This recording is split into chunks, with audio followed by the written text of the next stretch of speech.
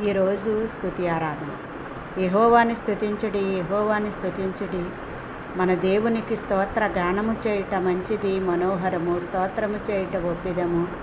యెహోవాయే యెరూషలేమును కట్టువాడు, చెదరని ఇశ్రాయేలును పోగు చేయువాడు, గుండె చెదరిన వారిని బాగు చేయువాడు, వారి గాయములను కట్టువాడు. నక్షత్రముల సంఖ్యను ఆయన నియమించి ఉన్నాడు, వాటికన్నిటికీ ఆయన పేరులు పెట్టుచున్నాడు.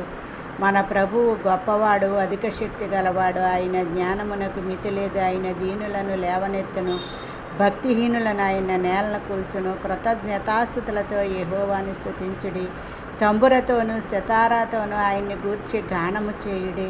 ఆయన ఆకాశమును మేఘములతో కప్పును, భూమి కొరకు వర్షమును సిద్ధపరచువాడు. పర్వతముల్లో గడ్డిని మొలిపించువాడు, పశువులకును అరచుచుండు పిల్ల కాకులకును ఆహారము దయచేయువాడు. ఆయన గుర్రముల బలమునందు సంతోషించడు,